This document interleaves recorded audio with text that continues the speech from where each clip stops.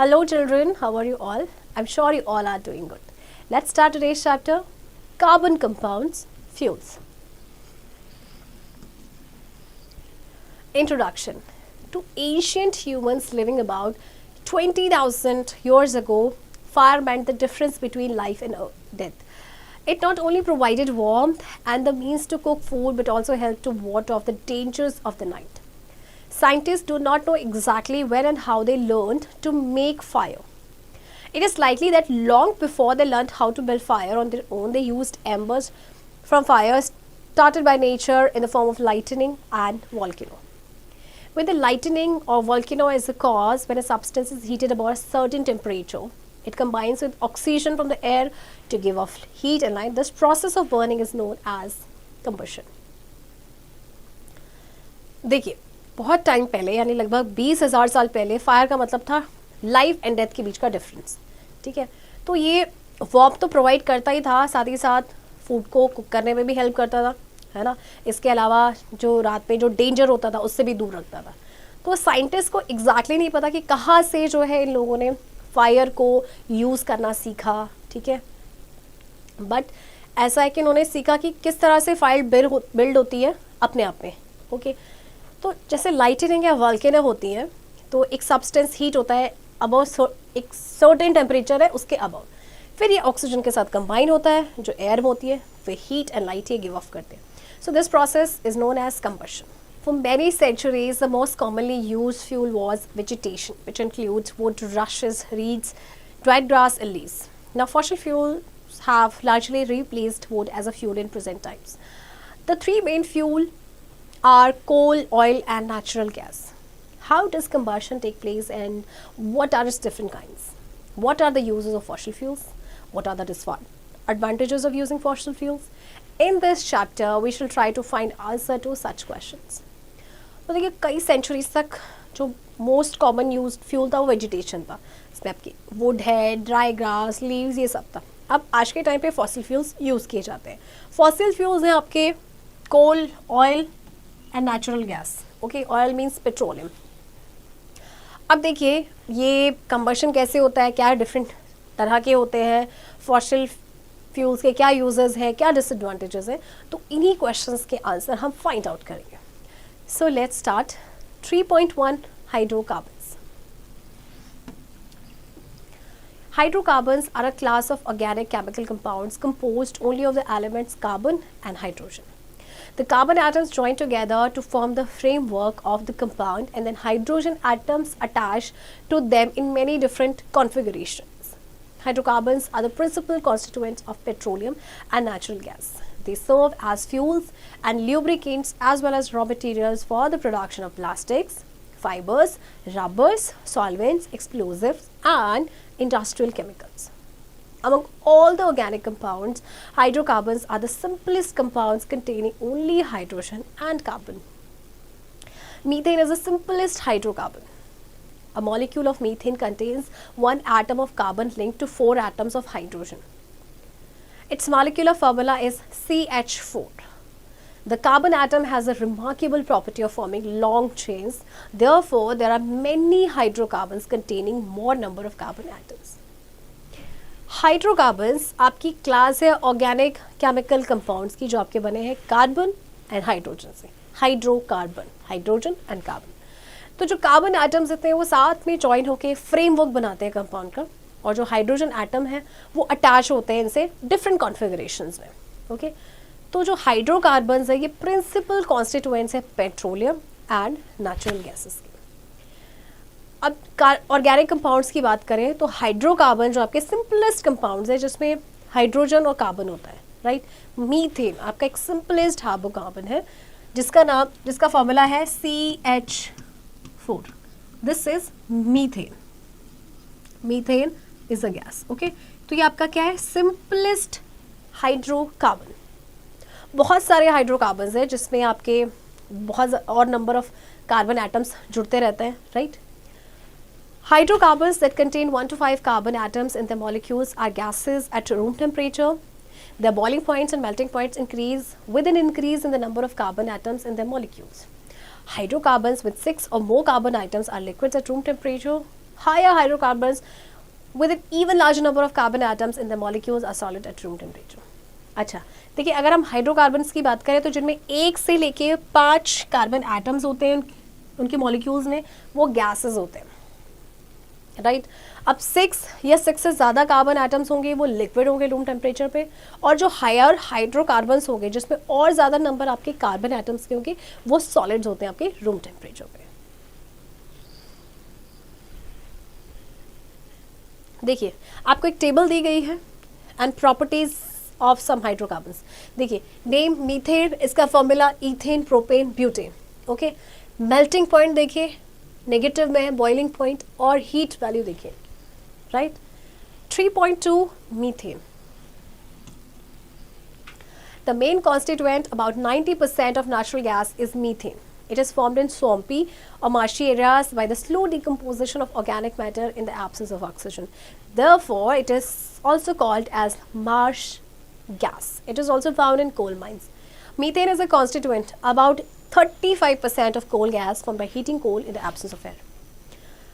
देखिए जो natural gas है ना, उसका मेन कॉन्स्टिट्यूएंट लगभग 90% वो मीथेन है। ये बनते हैं आपकी सॉम्पी और मार्शी एरियाज, क्योंकि वहाँ पे ऑर्गेनिक मैटर का स्लो डिकम्पोजिशन होता है ऑक्सीजन की एब्सेंस में, इसीलिए इसे मार्श गैस भी कहा जाता है। ये आपकी कोल माइंस में भी पाई जाती हैं, और मीथेन आपकी जो कोल गैस में पाई जाती है ना, वो लगभग आपका 35% होता है। और ये कैसे बनती है? जब कोल को हीट किया जाता है एयर की एब्सेंस में। Laboratory preparation of methane. अब देखिए उसको लेबोरेटरी में कैसे प्रिपेयर किया जाता है। Methane gas is prepared in the laboratory by heating a mixture of sodium acetate and soda lime. Soda lime is a mixture of soda, sodium hydroxide or NaOH, and lime, calcium oxide or CaCO3. The mixture is first heated gently and then strongly. The gas, being insoluble in water, is collected in a boiling tube by the downward displacement of water. देखिए इसको कैसे किया जाता है। सबसे पहले laboratory में heat करना है sodium acetate, this is sodium acetate, इसको मिक्सचर है sodium acetate and soda lime means sodium hydroxide and NaOH इसका फॉर्मूला है। दोनों के मिक्सचर को हीट करना है, राइट। उसके बाद देखिए sodium acetate plus sodium hydroxide, it gives sodium carbonate and methane, okay. तो जो मिक्सचर है पहले उसको हीट किया जाएगा जेंटली एंड स्ट्रांगली। अब क्योंकि जो गैस है वो इंसॉल्युबल होती है वाटर में, वो कलेक्ट हो जाएगी बॉइलिंग ट्यूब में। कैसे? By the downward displacement of water. ये जो पैरेटस दिखाया गया है, ये इस तरह से इस मीथेन गैस को प्रिपेयर किया जाता है। Physical properties of methane. Number 1, methane is a colourless, odorless and tasteless gas. It is lighter than air. Number 2, it is slightly soluble in water but soluble in alcohol and some other organic solvent. Methane आपकी colourless है, odorless, इसमें कोई order नहीं है, tasteless gas है और ये हवा से भी लाइटर होती है। ये थोड़ा सा मतलब स्लाइटली वाटर में सॉल्युबल है, बट अल्कोहल पे सॉल्युबल है और कुछ और ऑर्गेनिक सॉल्वेंट्स में। Chemical properties of methane. Methane Burns readily in air forming carbon dioxide and water vapour. देखिए ना, आपकी एयर में रेडिली बर्न हो जाती है कार्बन डाइऑक्साइड और वाटर वेपर बनते हैं। See this is the equation, methane plus oxygen, it gives carbon dioxide plus H2O plus heat energy. H2O means water.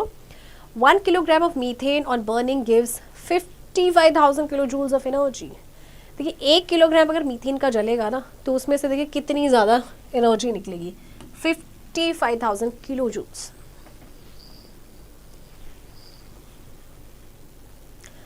A mixture of methane with air or oxygen explodes when ignited. That is how the explosions in coal mines take place where methane is present in enough quantity. तो देखिए जब mixture है ना methane का air या oxygen के साथ explode हो जाता है व्हेन इग्नाइटेड, तो ये एक्सप्लोजन इसी तरह से कोल माइंस में होता है जहाँ पे मीथेन गैस बहुत ज़्यादा पाई जाती है। Uses of methane. Number 1, methane as natural gas and biogas is used as an excellent fuel for cooking. Number 2, methane is used to manufacture a number of useful organic compounds such as chlorocarbons, formaldehyde, carbon black and fertilizers. देखिए आपकी ये natural और biogas है, तो ये आपके लिए excellent fuel है कुकिंग के लिए। इसके अलावा इसको यूज़ किया जाता है, इससे बहुत सारे यूजफुल ऑर्गेनिक कंपाउंड्स बनाए जाते हैं, जैसे क्लोरोकार्बन्स या फॉर्मेल्डिहाइड्स है, कार्बन ब्लैक है, fertilizer. 3.3 fossil fuels. Fuels are substances which on combustion produce energy in the form of heat and light. Wood, coal, petroleum and natural gas are different fuels. Coal, petroleum and natural gas are formed from fossils and hence are called fossil fuels. Fossils are dead and decayed remains of organisms trapped between layers of rocks. They are formed by the slow decomposition of dead plants and animals which got buried deep under the surface of earth or ocean beds millions of years ago. Let us study how these fuels are formed in nature and how we obtain them and use them to fulfill our needs. Fuels occur in all three states: solid, liquid and gas. देखिए, fuel आपके वो substance है जब combustion होता है तो energy produce करते हैं हीट एंड लाइट के फॉर्म में.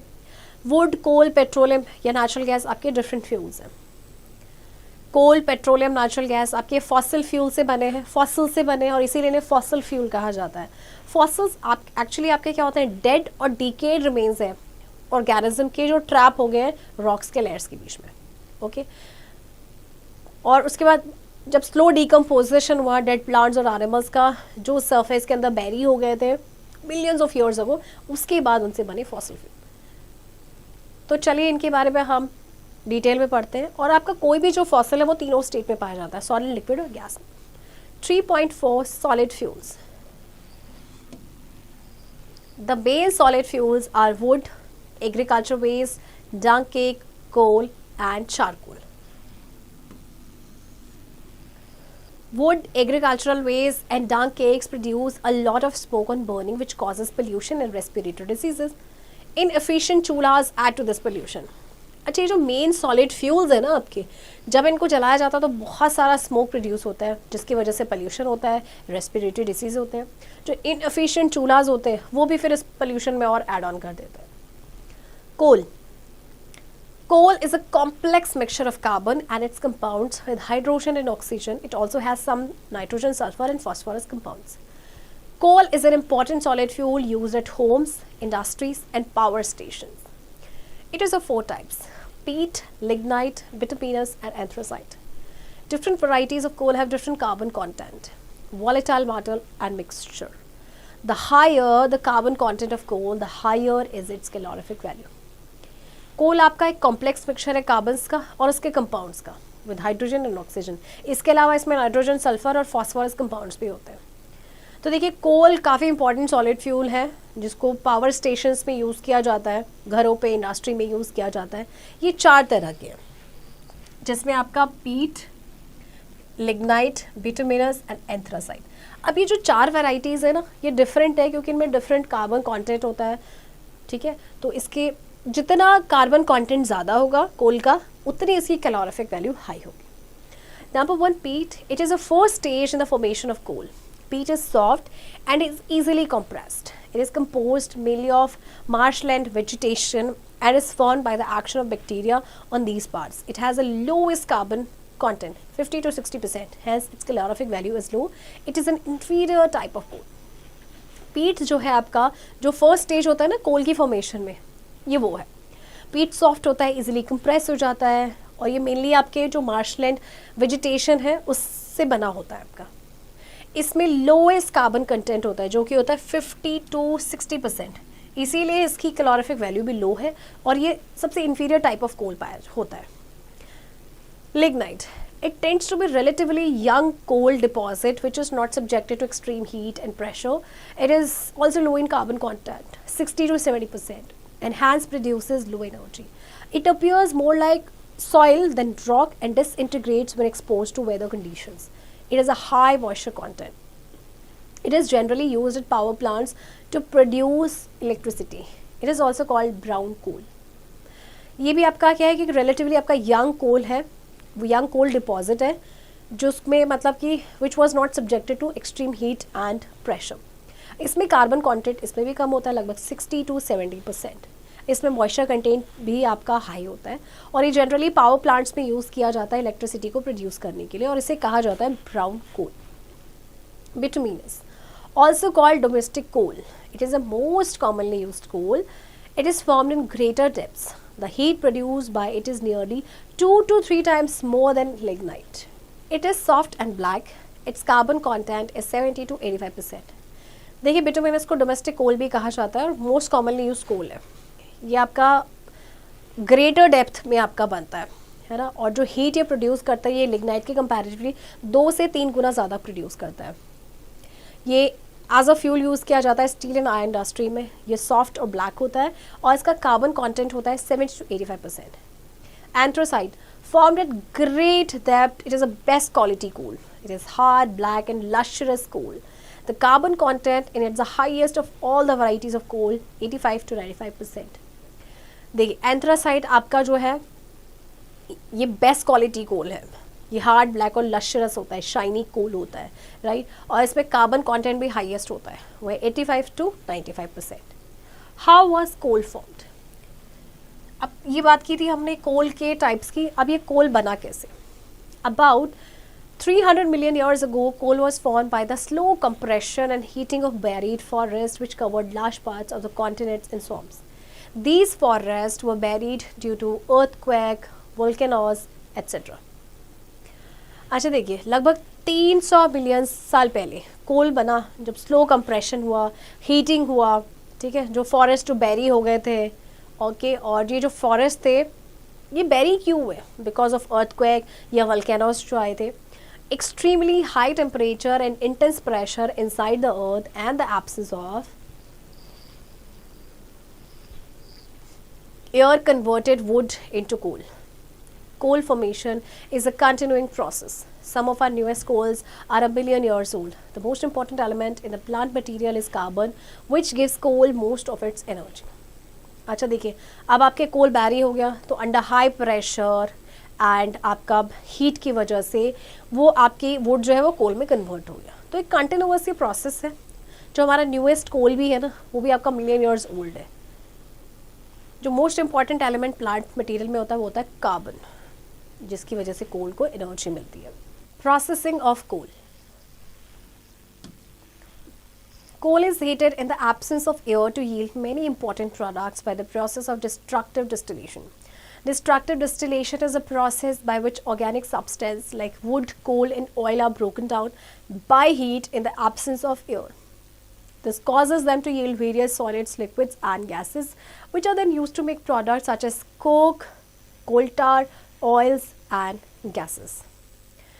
देखिए, कोल को हीट किया जाता है एयर की एब्सेंस में, जैसे बहुत सारे इंपॉर्टेंट प्रोडक्ट्स से निकलते हैं। डिस्ट्रक्टिव डिस्टिलेशन एक प्रोसेस होता है जिसमें ऑर्गेनिक सब्सटेंस जैसे कि वुड है या कोल है या ऑयल है, इसको ब्रेक डाउन किया जाता है बाय हीटिंग एयर की एब्सेंस में। इससे फिर बहुत सारे सॉलिड्स, लिक्विड्स और गैसेस इससे यील्ड होती है, जिसको हम यूज़ करते हैं प्रोडक्ट्स बनाने के लिए, जैसे कि कोक है, कोल टार है, ऑयल या गैसेस है। In the absence of air, coal produces the following. Number 1, coal gas. This gas is a mixture of methane, hydrogen and carbon monoxide. It is used in cooking, lighting and heating. Number 2, coal tar. It is an oily liquid which is used as a raw material for making a variety of carbon compounds. Number 3, coke. Coke has a higher proportion of carbon than coal, so it is used as a fuel. It's used in making roads and as a roofing material. It is used in extraction of some metals. It is also used in shampoos to combat dandruff and lice. अच्छा देखिए, आप air की absence में कोल जो है ये सारे products आपके प्रोड्यूस करता है। सबसे पहले कोल गैस, ये मिक्सचर होती है मीथेन, हाइड्रोजन, कार्बन मोनोऑक्साइड की। इसको कुकिंग के लिए यूज़ किया जाता है, हीटिंग एंड लाइटिंग के लिए। कोल टार ये आपका ऑयली लिक्विड है जिसको as a raw material use किया जाता है कार्बन कंपाउंड्स बनाने के लिए। एंड कोक आपका जो इसमें हायर प्रोपोर्शन होता है कार्बन का कोल के कंपैरेटिवली, तो ये एज अ फ्यूल यूज़ किया जाता है। इसके अलावा इसको रोड्स या रूफिंग मटेरियल के लिए यूज़ किया जाता है, कुछ मेटल को एक्सट्रैक्ट करने के लिए यूज़ किया जाता है, इवन इसको शैम्पूज़ में भी यूज़ किया जाता है, मतलब जैसे कि डैंड्रफ से कॉम्पैक्ट करने के लिए या लाइस से कॉम्पैक्ट करने के लिए। 3.5 liquid fuels. Liquid fuels are a mixture of hydrocarbons. Some liquid fuels used are kerosene at homes, petrol and diesel in automobiles, and fuel oil in thermal power plants. All these fuels are obtained from petroleum or crude oil. Origin and extraction of petroleum. The word petroleum is derived from the Greek words petra, meaning rock, and oleum, meaning oil. It is a naturally occurring flammable liquid found in rocks deep inside the earth crust. It is also known as rock oil or crude oil. It is a dark, highly dense, oily liquid with unpleasant odor. It is insoluble in water and floats on it. देखिए petroleum आपका एक Greek word से है Petra and oleum, जिसका मतलब होता है rock and oil. ये नेचुरली अकरिंग फ्लेमेबल लिक्विड है जो कि रॉक्स के बीच में पाया जाता है अर्थ क्रस्ट के अंदर. इसको रॉक ऑयल या क्रूड ऑयल भी कहा जाता है. ये काफ़ी डार्क कलर में होता है और हाईली डेंस ऑयली लिक्विड होता है. ये वाटर में इंसॉल्युबल होता है और इसमें फ्लोट करता है. इसीलिए petroleum was formed from the remains of microscopic marine plants, phytoplanktons and animals buried in muddy sediment at the bottom of sea millions of years ago. Under high pressure and temperature, they got converted into petroleum in the absence of atmospheric oxygen. For this reason, petroleum is also called fossil fuel. It is usually found in sedimentary rocks between two layers of impervious or non-porous rocks. Oil is usually found mixed with water, salt and earth particles. Natural gas occurs above the petroleum under the rock. In India, petroleum is found in the states of Gujarat and Assam. It is also obtained from the reservoirs buried deep under the sea bed at Bombay High. देखिए petroleum आपका कैसे बना है. ये आपके जो microscopic marine plants है जैसे कि फाइटोप्लैंक्टन्स या एनिमल्स थे, वो मडी सेडिमेंट में बैरी हो गए सी के बॉटम में. फिर मिलियन ऑफ ईयर्स अगो जैसे हाई टेम्परेचर प्रेशर में वो कन्वर्ट हो गए पेट्रोलियम में एटमॉस्फेरिक ऑक्सीजन की एब्सेंस में. इस रीज़न की वजह से पेट्रोलियम को भी फॉसिल फ्यूल कहा जाता है और यूजुअली आपके सेडिमेंट्री रॉक्स में पाए जाते हैं जो दो लेयर्स होती है इम्परवियस रॉक्स की. और ऑयली आपका ये जो ऑयल है आपका मिक्स होता है वाटर के साथ, salt and other earth particles के साथ. नेचुरल गैस जो है इस पेट्रोलियम की जस्ट अबव लेयर होती है उसकी. इंडिया में जो पेट्रोलियम आपका गुजरात और असम में पाया जाता है. इसके अलावा ये बॉम्बे हाई में भी पाया जाता है. After survey holes or wells are drilled into the earth's crust. Natural gas comes out first with a great pressure. For some time, crude oil comes out by itself due to gas pressure. After the pressure has subsided, this crude oil is pumped out of the well. तो देखिए जब सर्वे किया जाता है कि इस जगह पे आपको ऑयल मिल सकता है तो फिर वहाँ पे होल्स या वेल्स को ड्रिल किया जाता है. अब जो नेचुरल गैस है वो सब पहले आते हैं प्रेशर के साथ, ठीक है.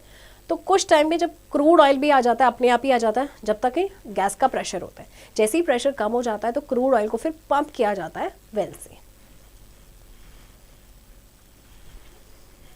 रिफाइनिंग और fractional distillation of petroleum. In the previous class, you have studied that distillation is a process of simultaneous evaporation and condensation of a liquid. Fractional distillation is used to separate miscible liquids with different boiling points. The process of fractional distillation takes place in a tall tower called fractionating tower or column. देखिए previous class में आपने पढ़ा था कि distillation एक process है जिसमें आपका साइमल्टेनियस इवेपोरेशन एंड कंडेंसेशन होता है लिक्विड का. तो जो फ्रैक्शनल डिस्टिलेशन है उसको यूज़ किया जाता है मिसिबल लिक्विड्स को सेपरेट करने के लिए जिनका डिफरेंट बॉइलिंग पॉइंट्स होता है. तो इस प्रोसेस को कहा जाता है रिफाइनिंग, मतलब जिसमें जो पेट्रोलियम के जो यूजफुल फ्रैक्शंस हैं उन्हें सेपरेट आउट किया जाता है.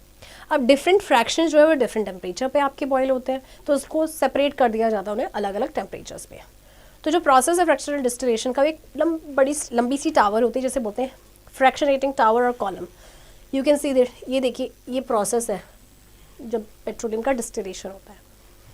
Crude petroleum oil is heated to about 400 degrees Celsius and vapors are made to rise in the fractionating column. As the vapors rise, temperature drops and vapors condense to liquid. Higher boiling fractions condenses first and low boiling fractions rises up in tar and condense later. अब इसमें क्या होता है कि crude oil को 400 degree Celsius पे क्या किया जाता है, हीट किया जाता है. फिर वेपर्स बनते हैं फ्रैक्शनेटिंग कॉलम में आपके राइज अप होते हैं. तो जैसे वेपर राइज होते हैं टेम्परेचर ड्रॉप होता है, वेपर कंडेंस होकर लिक्विड बन जाते हैं. जो हायर बॉइलिंग फ्रैक्शंस है वो पहले कंडेंस होते हैं और जो लो बॉइलिंग फ्रैक्शंस है वो राइज करते हैं ऊपर टावर में और कंडेंस होते हैं बाद में. As the number of carbon atoms in a molecule increase, the boiling point of a compound increases. The compounds with large number of carbon atoms in the molecules boil and distill later than compounds with lesser number of carbon atoms. The residue left after distillation is a compound mixture of chemicals known as asphalt. अच्छा देखिए जैसे number of carbon atoms है किसी भी molecule के increase होते हैं, तो जो बॉइलिंग पॉइंट होता है कंपाउंड का वो भी इंक्रीज होता है। तो कंपाउंड जिसमें large number of carbon atoms होंगे उसके मॉलिक्यूल्स में, वो बॉइल होगा और डिस्टिल होगा बाद में, कंपैरेटिवली उन कंपाउंड्स में जिनमें laser number of carbon atoms होते हैं। तो जो रेजिड्यू बच जाता है ना डिस्टिलेशन के बाद, तो एक कंपाउंड है वो बचता है मिक्सचर ऑफ केमिकल्स, जिसे कहा जाता है asphalt. Okay, various fractions of petroleum and increasing order of their boiling points along with their uses are given in table 3.2। देखिए टेबल 3.2 दी गई है, इसमें फ्रैक्शंस हैं पेट्रोलियम के। जैसे अगर हम बात करें सबसे पहले पेट्रोलियम गैस की, जिसका बॉइलिंग पॉइंट रेंज है अप टू 20 डिग्री सेल्सियस और इसमें नंबर ऑफ कार्बन एटम्स है 1 to 4। यूजेस, इसका यूज कहाँ होता है? It is used at home for cooking, it is also used as fuel in vehicles. इसको कुकिंग के लिए भी यूज़ करते हैं, व्हीकल्स में भी यूज़ होता है। नेक्स्ट इज पेट्रोल और गैसोलीन। ओके, पेट्रोल को गैसोलीन भी कहा जाता है। इसका बॉइलिंग रेंज है आपका 30 to 120 degree Celsius and number of carbon atoms are 5 to 10। इसको यूज़ किया जाता है as a solvent for dry cleaning और व्हीकल्स और एयरक्राफ्ट्स में भी यूज़ किया जाता है। Next is naphtha. Boiling point range है 120 से लेके 180 degree Celsius and number of carbon atoms are 8 to 10। और इसको कहाँ यूज़ किया जाता है? पेट्रोकेमिकल्स बनाने के लिए, जैसे कि बेंजीन है, phenol, detergent, naphthalene fibres. Kerosene, इसका बॉइलिंग रेंज है आपका 180 to 260 degree Celsius and number of carbon atoms are 10 to 14। और इसको यूज़ किया जाता है कुकिंग के लिए, लैम्प्स को लाइट करने के लिए। जो हाई क्वालिटी होता है कैरोसिन का, उसको as an aviation fuel use किया जाता है जेट एयरक्राफ्ट्स में। Next, gas oil and diesel oil. Boiling point range है इसका 260 to 340 degree Celsius and number of carbon atoms की बात करें तो वह है 14 to 20। इसको इंडस्ट्रीज़ में यूज़ किया जाता है for furnaces and boilers. Next, lubricating oil. Boiling point range है इसका ओवर 340 डिग्री सेल्सियस एंड जो नंबर ऑफ कार्बन एटम्स है अबव 20। इसको हैवी मशीन्स में यूज़ किया जाता है और ल्यूब्रिकेशन के लिए भी इसे यूज़ किया जाता है। Paraffin wax over 600 degree Celsius और number of carbon atoms larger. इसको कैंडल्स बनाने के लिए यूज़ किया जाता है, वाटर प्रूफिंग फैब्रिक बनाने के लिए यूज़ किया जाता है, कॉस्मेटिक्स बनाने के लिए यूज़ किया जाता है जैसे लिपस्टिक या वैसलीन। एंड नेक्स्ट है एस्फाल्ट। इसमें बहुत सारे आपके कार्बन एटम्स होते हैं। ये एक ब्लैक और स्टिकी सब्सटेंस होता है जो वेपराइज नहीं होता है। इसको पेंट्स बनाने के लिए यूज़ किया जाता है, रोड सर्फेसेस बनाने के लिए यूज़ किया जाता है। The chemicals which are prepared from fractions of petroleum are called petrochemicals. For example, methyl alcohol, ethyl alcohol, acetone, benzene, phenol, DDT, etc.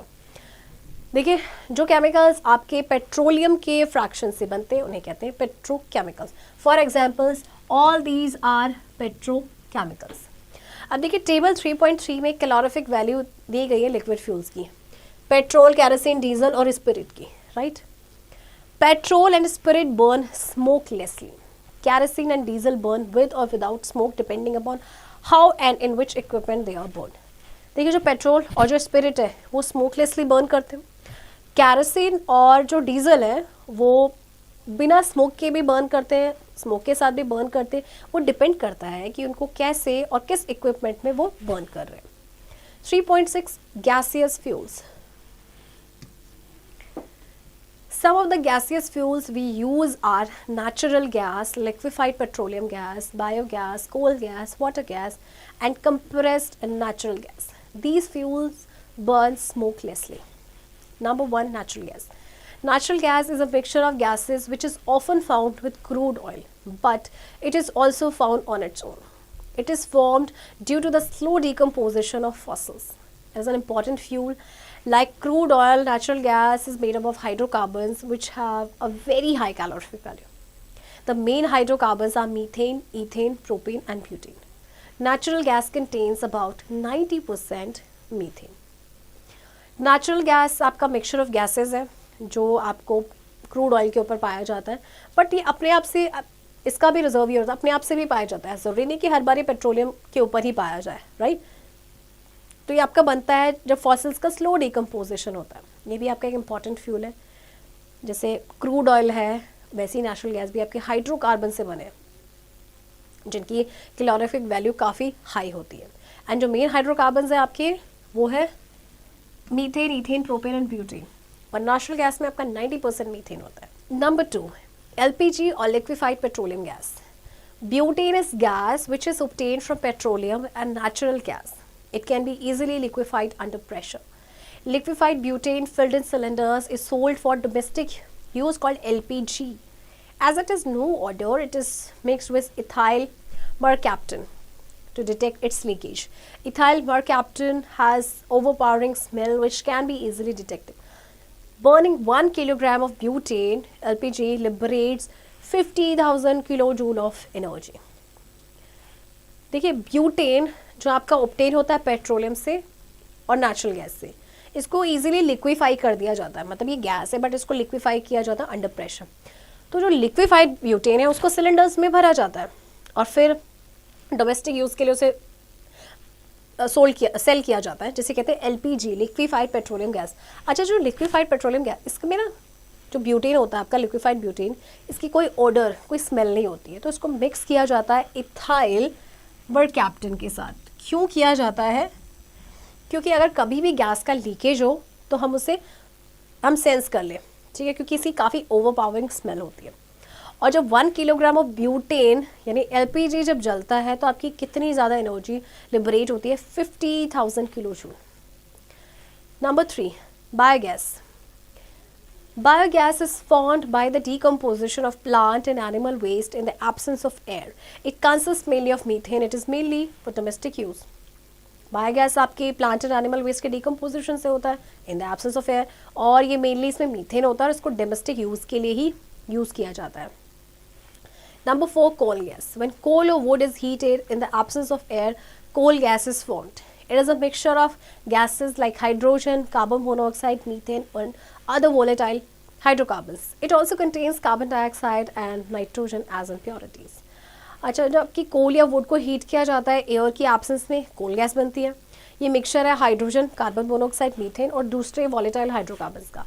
इसमें आपके कार्बन डाइऑक्साइड भी होता है और नाइट्रोजन भी होता है, but as impurity.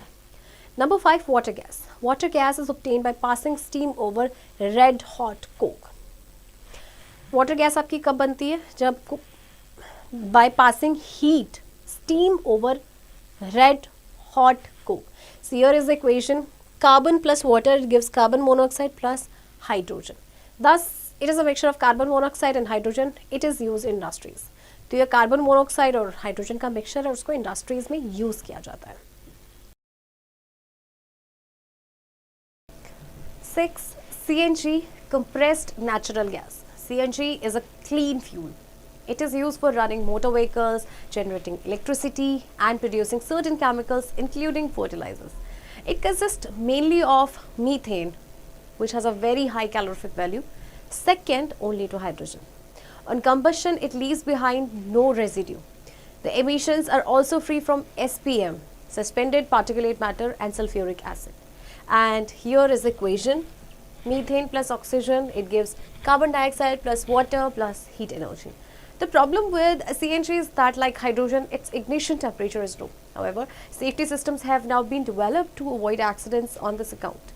The second problem is that it cannot be made available at places where pipelines have not been laid for its supply.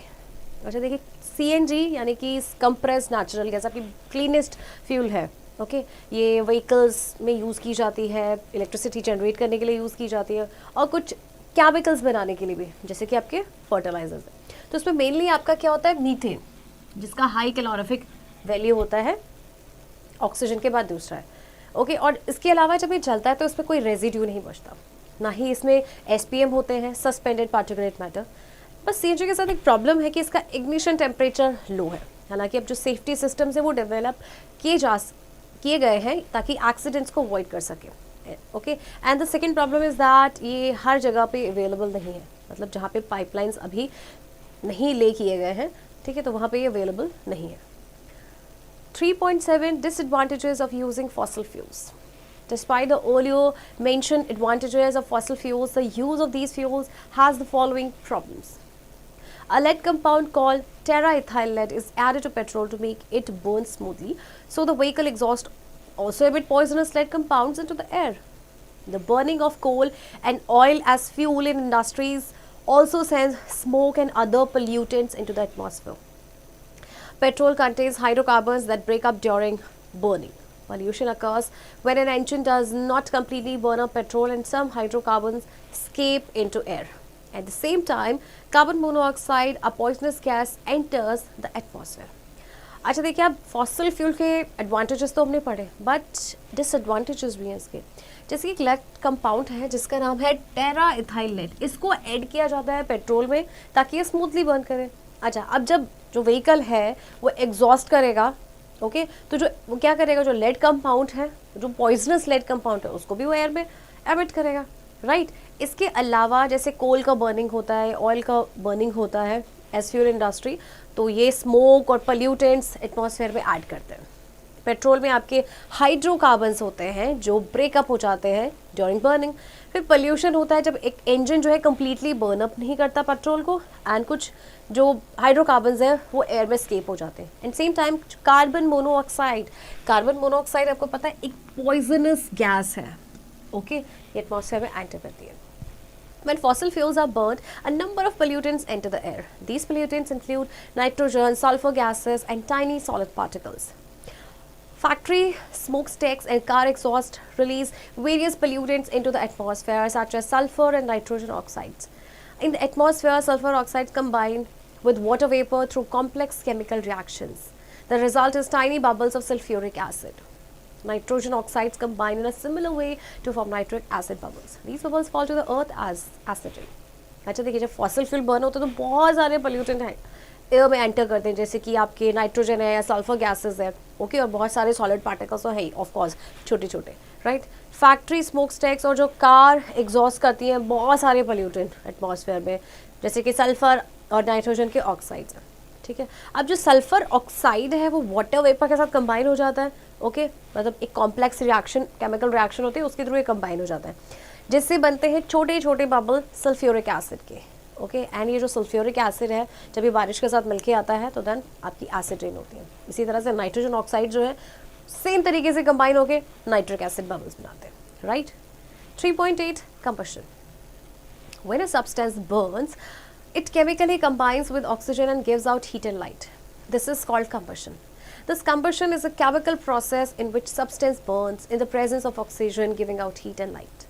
All fuels burn to produce heat and light. There are certain conditions necessary for combustion, which are as follows. Number 1, presence of combustible substance. Number 2, presence of a supporter of combustion. And number 3, attainment of ignition temperature of a combustible substance. Beside fuel, some other substance such as magnesium also burn. Heating a magnesium wire on direct flame, it catches fire, evolving sparkling light and heat. Here is the equation. Magnesium plus oxygen gives magnesium oxide plus heat plus light. On heating a piece of charcoal on direct flame, it burns with smoke. Carbon plus oxygen, it gives CO2, that is carbon dioxide plus heat plus light. Similarly, methane on burning combines with oxygen of air to form carbon dioxide and water. So here is the equation. Methane and oxygen, okay, it gives carbon dioxide plus water plus heat plus light. देखिए, जब भी कोई substance आपका burn होता है तो ये chemically oxygen के साथ कंबाइन होकर हीट एंड लाइट प्रोड्यूस करता है, तो इस प्रोसेस को कहा जाता है combustion, okay, which is a chemical process. जितने भी फ्यूल होते हैं वो जब बर्न होते हैं तो हीट एंड लाइट प्रोड्यूस करते हैं। तो कुछ कंडीशंस है कंबशन की। नंबर 1 कि सबसे पहले तो कंबस्टिबल सब्सटेंस होना चाहिए, है ना, अगर वो कंबस्टिबल सब्सटेंस ही नहीं होगा तो चलेगा कैसे। नंबर 2, सपोर्टर होना चाहिए कंबशन का। एंड नंबर 3, जिसको भी आप अगर बर्न कर रहे हैं, चला रहे हैं, तो उस सबसे पहले वो अपने इग्निशन टेम्परेचर तक पहुंचना चाहिए, ओके। अब इसके अलावा जैसे यह तो हमने बात की फ्यूल्स की, जैसे मैग्नीशियम भी है, वो भी बर्न करता है, वो डायरेक्ट आप उसको मैग्नीशियम वायर को डायरेक्ट फ्लेम पे आप हीट कर सकते हैं, ये फायर कैच कर लेता है और उसके बाद sparkling light and heat produce होती है, ठीक है। ये जैसे कि इक्वेशन आपको दी है, चारकोल को डायरेक्ट फ्लेम में बर्न करेंगे तो ये बर्न करेगा विद स्मोक। इसी तरह से मीथेन जो है ऑक्सीजन के साथ कंबाइन होकर बनाती है carbon dioxide and water. In the same way, methane on being burned combines with oxygen of air to form carbon dioxide and water. So, अभी आपको जैसे मैंने इक्वेशन बताई, कार्बन आपका जो मीथेन है वो ऑक्सीजन के साथ कंबाइन होकर बनाएगा carbon dioxide and water plus heat and light. Hydrogen Burns with the popping sound. Hydrogen जब भी बर्न करता है तो पॉपिंग साउंड के साथ बर्न करता है. This combustion is a process of oxidation, means combining with oxygen accompanied by evolution of heat and light. Activity 1. To show that attainment of ignition temperature is necessary to burn a substance. Method. Take 2 unused paper cups and hold one on the flame of a burner. The cup catches fire at once. Now fill the other cup half with water. Place the cup on a wire mesh and heat it on a burner. In this case, when the cup is heated, the temperature of water in the cup rises and after some time, it starts boiling. The paper cup, however, does not catch fire. The heat supplied to the cup is used to raise the temperature of water contained in it. Thus, the temperature of the cup does not rise enough to burn it. अच्छा, आपको ना 2 unused paper cups लेने हैं और flame पे रखना है. तो जो कप है ना, एक बार में उस पर आग लग जाएगी. फिर आपने क्या करना है, दूसरे कप में आधा उसको वाटर से भरना है. अब आप वायर मैश रखेंगे और फिर बर्नर पे इसको हीट करेंगे. तो जब कप हीट होगा तो जो टेम्परेचर है ना वाटर का जो आपने कप में डाला था वो राइज हो जाएगा और वो बॉयल होना स्टार्ट हो जाएगा. लेकिन जो पेपर कप है वो बर्न नहीं होगा, वो फायर कैच नहीं करेगा. क्यों? क्योंकि जो हीट हम कप को सप्लाई कर रहे हैं वो एक्चुअल में उसकी वजह से जो उसमें वाटर है ना उसका टेम्परेचर रेज हो रहा है. यानी कि जो कप है, जो कप का टेम्परेचर है वो बढ़ ही नहीं रहा है, राइट. और इतना नहीं, मतलब वो अपने इग्निशन टेम्परेचर तक पहुंच ही नहीं रहा है कि वो जलना स्टार्ट हो जाए. Combustible and non-combustible substances. All substances do not burn, while some substances catch fire easily. Such substances which catch fire and burn are called combustible. For example, paper, straw, cooking gas, kerosene, wood, coal, etc. These substances which do not burn in air are called non-combustible substances. For example, stone, cement and glass. देखिए, जो सब सारे substance तो आपके नहीं burn करते, मतलब easily fire catch नहीं करते. तो जो सब्सटेंस आपके फायर को इजीली कैच करते हैं वो होते हैं combustible. For example, all these things, right. और जो सब्सटेंस बर्न नहीं करते एयर में उन्हें कहते हैं नॉन कंबस्टिबल. फॉर एग्जांपल, आपने देखा स्टोन, सीमेंट और ग्लास को जलते हुए, right. Ignition of Kindling temperature. The minimum temperature at which a particular substance catches fire in the presence of air and starts burning is called its ignition temperature. Methane and other hydrocarbon gases have low ignition temperature. The ignition temperature of petrol is lower than that of kerosene. The ignition temperature of white phosphorus is 35 degrees Celsius. It can catch fire on slight warming. Hence, it is kept immersed in water. The ignition temperature of red phosphorus is 260 degrees Celsius. Hence, it can be kept in a bottle without water. We see that smaller pieces of combustible materials catch fire more easily as compared with large pieces. The reason is that when a bigger piece of wood is cut into smaller pieces, new surfaces are created out of the same volume of material. These smaller pieces, which have a larger surface area for their mass, get heated quickly to the ignition temperature and catch fire. देखिए, किसी भी substance का वो minimum temperature जिसमें वो fire catch कर लेता है एयर की प्रेजेंस में एंड बर्न होना स्टार्ट होता है, that is called ignition temperature. अच्छा देखिए, मीथेन या दूसरे हाइड्रोकार्बन गैसेस की बात करें तो इनका लो इग्निशन टेम्परेचर होता है. ओके, एंड जो इग्निशन टेम्परेचर है पेट्रोल का वो आपका कैरोसिन से कम होता है. ओके, अब वाइट फॉस्फोरस देखिए, इसका इग्निशन टेम्परेचर कितना लो है, विच इज़ 35 डिग्री सेल्सियस. इसका मतलब क्या है कि ये तो अगर थोड़ा सा भी गर्म होगा, स्लाइटली वार्म होगा तो क्या होगा, ये तो जलना स्टार्ट हो जाएगा. इसीलिए इसको वाटर में रखा जाता है, राइट. क्योंकि देखिए, अगर हम रूम टेम्परेचर की बात करें तो गर्मियों में तो वैसे भी वो 30-35 हो जाता है, राइट. बट जो इग्निशन टेम्परेचर है रेड फॉस्फोरस का, देखिए दोनों में कितना डिफरेंस है, वो है आपका 260 डिग्री सेल्सियस. इसका मतलब इसको पानी में रखने की ज़रूरत ही नहीं है. अच्छा देखिए, जो स्मॉलर पीसेज होते हैं ना कंबस्टिबल मटेरियल्स के, वो फायर इजीली कैच कर लेते हैं कंपैरेटिवली लार्ज पीसेस के. तो देखिए, जैसे बिगर पीस है वुड का, उसको हम कट करते हैं स्मॉलर पीसेस में, छोटे छोटे पीसेस में किया, तो जो न्यू सर्फेसेज हैं वो क्रिएट हो जाते हैं सेम वॉल्यूम ऑफ मटेरियल से. तो ये जो स्मॉलर पीसेस हैं जिनका लार्जर सरफेस एरिया है उनके मास के लिए, सो दे गेट हीटेड क्विकली अपने इग्निशन टेम्परेचर तक and catch fire. 3.9 types of combustion. Combustion is mainly of 4 types. Number 1, explosion. Firecrackers explode on igniting or hammering to produce heat, light, sound and gases. Explosive powder which is used in making firecrackers is a mixture of carbon, sulfur and potassium nitrate. In the process of combustion, the oxidation of carbon and sulfur takes place at a high speed because potassium nitrate provides oxygen for combustion. The evolution of large amount of gases speedily creates high pressure. अच्छा देखिए, fire crackers आपने देखे ना कैसे explode हो जाते हैं जब उनको इग्नाइट किया जाता है या हैमर किया जाता है, और उसके बाद फिर हीट, लाइट, साउंड और गैसेस प्रोड्यूस करते हैं. एक्सप्लोजिव पाउडर जो आपका फायर क्रैकर्स बनाने के लिए यूज़ किया जाता है वो एक्चुअली मिक्सचर होता है carbon, sulphur and potassium nitrate का. अब ये जो प्रोसेस होता है ना कंबशन में, जो ऑक्सीडेशन होता है कार्बन एंड सल्फर का, वो हाई स्पीड में होता है क्योंकि जो पोटेशियम नाइट्रेट है वो ऑक्सीजन प्रोवाइड करता है कंबशन के लिए. ओके, तो जो इवोल्यूशन होता है लार्ज अमाउंट ऑफ गैस होता है, स्पीडली होता है and it creates high pressure also. It result in bursting of thick paper और mud pot containing the explosive. Such a speedy process of combustion where combustible materials along with an oxygen liberating chemical are made to burn in a confined space and produce large amount of gas to create high pressure is called explosion. So ये जो speedy process होता है combustion का, जिसमें combustible matter along with an oxygen liberating chemical उनको burn किया जाता है confined space में, फिर वो large amount of gas produce करते हैं to create high pressure. So this is called explosion. Number 2, spontaneous combustion. Some substances have a very low ignition temperature. They have a tendency to catch fire at room temperature. A piece of white or yellow phosphorus catches fire itself without being heated. It occurs because the ignition temperature of the substance is lower than the room temperature. This type of combustion at room temperature without giving any external heat is called spontaneous combustion. For example, P plus O2 it gives P2O5.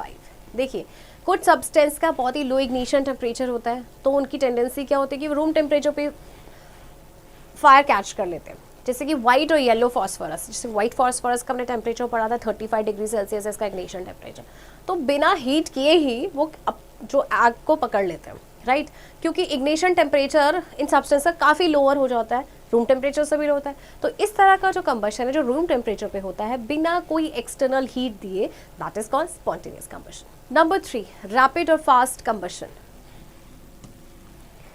When we light a gas, a kerosene stove, a spirit lamp or a candle, they continue to burn as long as the fuel is available. The process of combustion in which fuel burns rapidly is called rapid combustion. Explosion and spontaneous combustion are also forms of rapid combustion. देखिए, जैसे हम kerosene stove को जलाते हैं या light जलाते हैं या कैंडल को हम बर्न करते हैं तो ये तब तक चलते हैं जब तक फ्यूल अवेलेबल होता है. तो ये जो प्रोसेस है कंबशन का जिसमें फ्यूल आपका बर्न करता है rapidly, that is called rapid combustion. Explosion और जो स्पॉन्टेनियस कंबशन है वो भी रैपिड कंबशन की फॉर्म्स है. Number 4, slow combustion. Some substances have moderate ignition temperature, so they burn slowly. For example, wood, coal and candle. When the combustible materials burn completely in the presence of sufficient amount of oxygen, it is said to be complete combustion. In an insufficient supply of oxygen, incomplete combustion takes place. Carbon forms carbon dioxide on complete combustion. देखिए, कुछ substance का moderate ignition temperature होता है तो slowly burn करते हैं, जैसे कि वुड, कोल या कैंडल. तो जो कंबस्टिबल मटेरियल होता है जब कम्प्लीटली बर्न होते हैं सफिशिएंट अमाउंट ऑफ ऑक्सीजन में तो दैट इज कंप्लीट कंबशन. लेकिन अगर इनसफिशिएंट सप्लाई है ऑक्सीजन का तो इनकम्प्लीट कंबशन होगा. ओके, तो कार्बन जो है वो कार्बन डाइऑक्साइड फॉर्म करता है जब कंप्लीट कंबशन होता है, और इन केस अगर इनकम्प्लीट कंबशन हो रहा है तो कार्बन मोनोऑक्साइड गैस आपकी बनती है. 3.10 flames. A flame is a region where combustion of gaseous substance take place.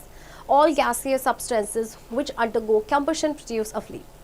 Only those solid or liquid substances which vaporize on being heated burn with a flame. In a candle, the wax near the heated wick melts rapidly. A small amount of this molten wax rises upwards along the wick. As the molten wax continuously rises up and is vaporized, the burning vapors keep the candle aflame. Camphor also burns with a flame.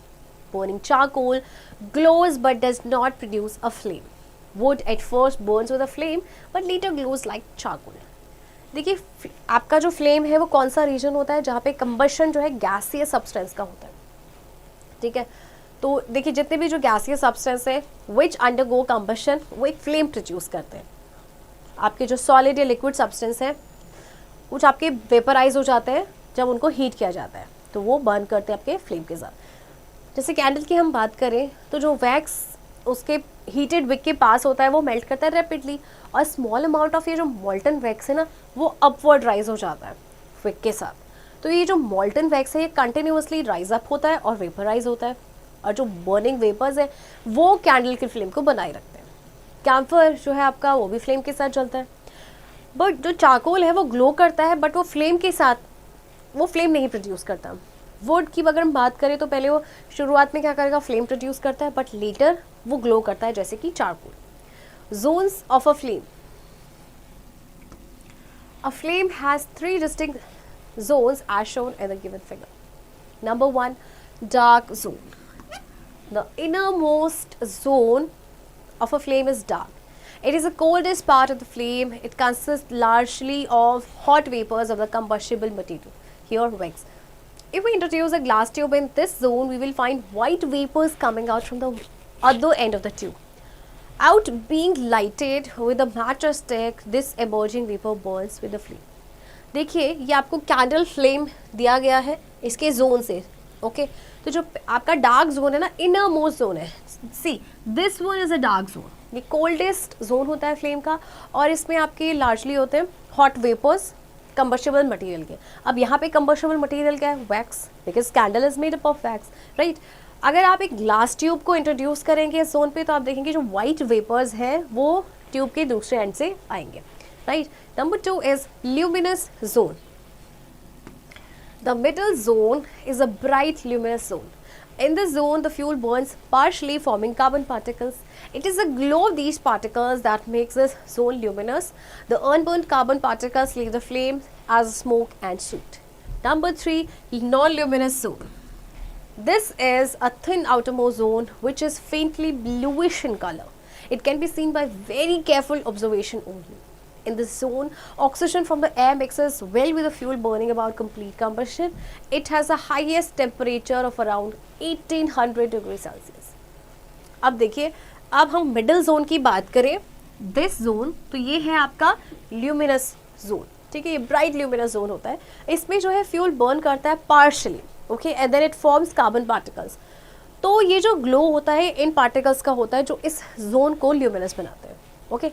तो जो unburn carbon particles होते हैं वो क्या करते हैं कि flame में क्या स्मोक एंड सूट वो लीव करते हैं। एंड नॉन ल्यूमिनस जोन ये आपका आउटर मोस्ट जोन है, दिस वन, ओके, जो एक फेंटली ब्लूइश होता है इन कलर में। अगर आप उसको बहुत ही केयरफुली ऑब्जर्व करेंगे तो आपको वो कलर दिखाई देगा। तो इस जोन में जो है ऑक्सीजन एयर के साथ मिक्स हो जाती है फ्यूल के साथ बहुत अच्छे से, ठीक है, जिससे कि कंप्लीट कंबशन होता है। जब भी कंप्लीट कंबशन होता है ब्लूइश जो आपका कलर होता है वो आता है, और इसका हाईएस्ट टेम्परेचर होता है around 1800 degree Celsius. Combustion of kerosene in a lamp and in a wick stove. Factors that determine the color of the flame are the amount of oxygen supply, type of fuel involved in combustion, and complete or incomplete combustion. अच्छा देखिए, जो flame होती है, flame का जो colour होता है वो डिपेंड करता है ऑक्सीजन का जो सप्लाई है उस कितने अमाउंट में हो रहा है, ठीक है। ये टाइप ऑफ फ्यूल कौन सा इन्वॉल्व है कंबशन में, कंप्लीट कंबशन हो रहा है या फिर इनकम्प्लीट कंबशन हो रहा है, okay. 3.11 fire fighting. Fires break out in homes and factories due to negligence or faulty equipments. As combustion requires fuel, oxygen and heat, removal of any of these is necessary to control a fire. As it is not possible to remove all the fuel, combustible material from the place of fire, we have to fight fire mainly on following two principles. देखिए, कई बार आपने सुना होगा factories में आग लग जाती है, घरों में आग लग जाती है, कई बार होता है नेग्लिजेंस की वजह से, कई बार फॉल्टी इक्विपमेंट्स की वजह से। अच्छा, कंबशन को फ्यूल, ऑक्सीजन एंड हीट की ज़रूरत होती है ना, ये 3 रिक्वायरमेंट्स होती हैं। अगर हम इन तीनों में से कोई एक भी हटा दे तो क्या होगा, फायर कंट्रोल हो जाएगी, है ना। लेकिन हम ये पॉसिबल तो है नहीं कि हम जो पूरा फ्यूल है उसे ही हटा दें, है ना। कई बार जैसे बिल्डिंग है, बिल्डिंग जल रही है, तो यहाँ पे आपकी बिल्डिंग जल रही है, उसे तो हटा नहीं सकते हैं, राइट। तो इसके लिए आपके 2 प्रिंसिपल्स हैं जिन्हें हमें फॉलो करने हैं। So what are these principles? Number 1, cutting off the air supply. Burning solid fuel can be isolated from air by covering it with sand, solid or blanket to put off fire. Carbon dioxide and foam are very effective in cutting off the supply of air to burning liquid fuels. Number 2, cooling the material below its ignition temperature. Water cools the fuel below its ignition temperature and prevents fire from spreading. The water vapors also surround the combustible material and thus help in cutting the air supply. अच्छा देखिए, सबसे पहले हमें क्या करना है कि air supply को ही कट कर देना है, राइट। बर्निंग सॉलिड फ्यूल को आप आइसोलेट कैसे कर सकते हैं एयर से? अगर आप उसको सैंड से कवर कर दें कि सॉलिड से या ब्लैंकेट से, जैसे कि आग बुझ जाए। कार्बन डाइऑक्साइड एंड जो फोम है आपके, ये बहुत ही इफेक्टिव है, ये क्या कर देते हैं, ये जो सप्लाई ऑफ एयर को कट ऑफ कर देते हैं। नंबर 2 इज़ जो मटेरियल जल रहा है उसको हम क्या कर दें, कूल कर दें बिलो इट्स इग्निशन टेम्परेचर। अब वाटर जो है वो इग्निशन टेम्परेचर को कूल करता है और फिर वो फायर को स्प्रेड होने से प्रिवेंट करता है। इसके अलावा जो वाटर वेपर्स है वो भी कंबस्टेबल सब्सटेंस को सराउंड कर देते हैं, right. Fire extinguisher. In a soda acid fire extinguisher, carbon dioxide is produced by the action of soda and acid on striking the knob. Due to the presence of carbon dioxide, a mixture of water and carbon dioxide streams out and extinguishes the fire. In a foam type fire extinguisher, saponin is added to produce a stable foam of CO2. It covers the entire surface of burning oil and cuts off the air supply to extinguish the fire. However, water and foam should not be used for extinguishing fire in electrical appliances. Ordinary water, being a good conductor of electricity, may cause a shock and death of people handling the firefighting equipment. Water should not be used to put out fire caused by burning oil or petrol. For being heavier, water sinks down and oil comes off, floats and keeps burning. देखिए, fire extinguisher आपके 2 तरह के, एक तो soda acid fire extinguisher, इसमें आपका जो carbon dioxide है वो प्रोड्यूस होता है by the action of soda and acid. जब हम उसका जो नॉब है इस पर स्ट्राइक करते हैं तो कार्बन डाइऑक्साइड के प्रेशर की वजह से जो मिक्सचर है वाटर एंड कार्बन डाइऑक्साइड का वो निकलेगा और फायर को एक्सटिंग्विश करेगा। दूसरा आपका foam type fire extinguisher, saponin जो है उसको ऐड किया जाता है जैसे कि स्टेबल फोम जो है आपका CO2 का वो प्रोड्यूस हो सके। ये पूरे सरफेस जो है, जो बर्निंग ऑयल का जो सरफेस होता है उसको कवर कर लेता है और फिर एयर सप्लाई को कट ऑफ कर देता है। हालांकि जो वाटर एंड फोम है उसको हम अगर किसी इलेक्ट्रिकल अप्लायंस की वजह से आग लगी है या किसी इलेक्ट्रिकल अप्लायंस में आग लगी है तो उसमें यूज़ नहीं कर सकते, क्योंकि वाटर आपका गुड कंडक्टर ऑफ इलेक्ट्रिसिटी होता है और जो पर्सन फायर फाइटिंग इक्विपमेंट को हैंडल कर रहा है उसको शॉक लग सकता है इलेक्ट्रिक, उसकी डेथ भी हो सकती है। इसी तरह से अगर आग लगी आपकी पेट्रोल या ऑयल की वजह से तो उसमें भी वाटर को यूज़ नहीं करना है, क्योंकि वाटर हेवियर होता है देन ऑयल, तो वो आपका सिंक कर जाएगा, ऑयल आपका फ्लोट करेगा और वो जलता ही रहेगा, right. Key points: hydrocarbons are the simplest compounds containing only hydrogen and carbon. The main constituent of natural gas is methane. Methane is formed in marshy areas by the slow decomposition of organic matter in the absence of oxygen. Fuel is a substance which produces heat energy on burning in air. Fuels may be in the form of a solid, liquid or gas. Main solid fuels are wood, charcoal, agricultural waste, dung cakes and coal. The main liquid fuels are kerosene, petrol and diesel. The main gaseous fuels are natural gas, liquefied petroleum gas and biogas. Coal and petroleum are fossil fuels as they were formed from once living organism. On combustion, fuels give out energy in the form of heat and light. A flame is a region where combustion of gaseous substances takes place.